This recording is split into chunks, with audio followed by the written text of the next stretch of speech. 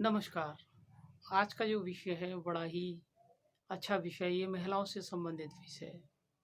गर्भपात कराना बिना महिला की सहमति। जैसे आपने देखा होगा, ज़्यादातर लड़कियों की चाहत में ज़्यादा पैदा होती हैं, तो लड़कों की चाहत में लोग लड़कियों का गर्भपात करा देते हैं। इस तरह की समस्या भारतीय समाज में देखी गई थी। तो ये प्राचीन समय की समस्या है, जिसे देखते हुए भारतीय दंड प्रक्रिया संहिता के अंतर्गत इसे अपराध की श्रेणी में लाया गया और इसमें धारा 312 और 313, ठीक है ना। 312 मैक्सिमम ये कहती है कि बिना स्त्री की, अर्थात बिना स्त्री के, ये मान के चलिए कि 312 के अंतर्गत कोई भी गर्भपात कराएगा, जो कि जब तक नहीं गर्भपात कराया जा सकता जब तक स्त्री के बिना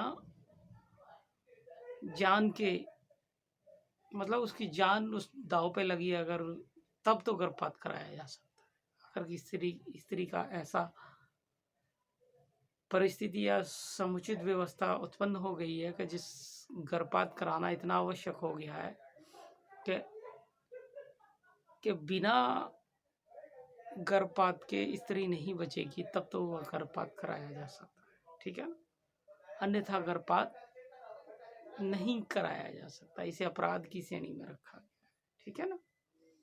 इसी तरह 313 देख लेते हैं। 313 की भी परिभाषा क्या है। 313 ये कहती है बिना स्त्री की सहमति के कोई भी गर्भपात नहीं किया जाएगा, जिसमें ये बहुत ज़रूरी है कि स्त्री की सहमति भी लेनी तभी ज़रूरी है कि बिना उसके, स्त्री की सहमति इसलिए लेनी ज़रूरी है कि उसका राजी होना ज़रूरी है। साथ ही साथ ये भी ज़रूरी है कि वो जो गर्भपात कराना पड़ता है वो इस कारण से कराना पड़ रहा है कि वो स्त्री बचेगी नहीं अगर ये गर्भपात नहीं कराया तो, ठीक है ना।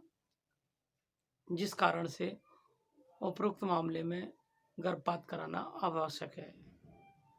नहीं तो उपयुक्त मामले में कोई भी व्यक्ति गर्भपात कराने का दोषी पाया जाता है और साथ ही साथ बिना स्त्री की सहमति के बिना पाया जाता है, तो दोनों ही मामलों में मिनिमम 10 साल की सज़ा और मैक्सिमम उम्र कैद तक की सज़ा दी जाएगी।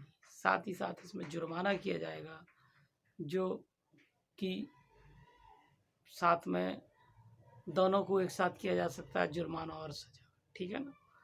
उपयुक्त मामले में ये दंड की जो विधान है वो कठोर कारावास के तहत दिया जाएगा, ठीक है ना। इसलिए को जब भारतीय समाज के अंतर्गत ये बुराई उत्पन्न हो गई थी, तब इस तरह की व्यवस्थाएं भारतीय समाज के अंदर दंड प्रक्रिया संहिता के अधीन करनी पड़ गई थी।